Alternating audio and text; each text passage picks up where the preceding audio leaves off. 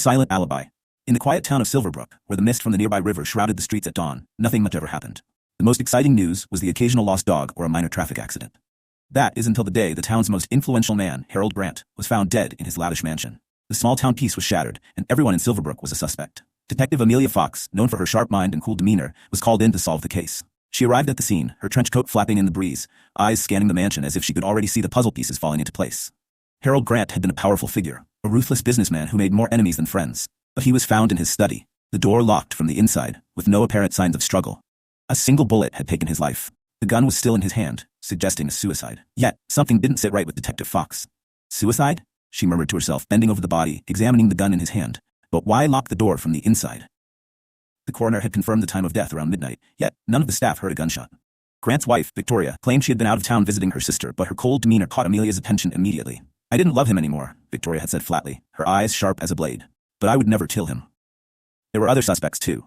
The business partner, George Whitman, who stood to gain control of the company, the disgruntled gardener, Mark, who had recently been fired, and the maid, Anna, who had been unusually evasive in her responses. As Amelia dug deeper, she uncovered secrets hidden beneath Silverbrook's polished surface. The house's security footage had mysteriously disappeared, and the gardener, who claimed to have been in the garden that night, was nowhere to be found. But the most puzzling piece was a series of anonymous letters found in Grant's desk drawer, threatening to expose his deepest secret. One evening, as Amelia sat in the mansion's drawing room, piecing together the clues, she noticed something odd in the layout of the room. A small vent in the corner caught her eye. It led to the study upstairs, directly over Harold's desk. The realization hit her. The room had been soundproofed, but the vent offered a way for sound to escape, or enter. She called in the gardener, Mark, for questioning. At first, he remained defensive, but under pressure, he cracked. "I didn't mean to kill him," Mark confessed.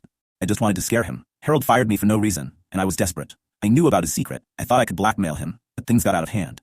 Mark had snuck into the mansion through an old servant's passage he knew about. He stood outside the study, waiting for the right moment to confront Harold. But things went wrong. In a panic, Mark fired the gun through the vent. The bullet found its mark, and Harold slumped over his desk, dead. Mark hurriedly cleaned up, ensuring Harold's hand gripped the gun, staging it as a suicide. He had assumed no one would suspect him. But Amelia had caught the tiny details. A locked door, the missing security footage, and a vent no one had thought twice about. The case was solved, but the town of Silverbrook would never be the same. The silent, sleepy town had revealed its darker side. As Mark was led away in handcuffs, Detective Amelia Fox looked back at the mansion, knowing that every town, no matter how peaceful it seems, hides secrets that can be deadly when unearthed. The end.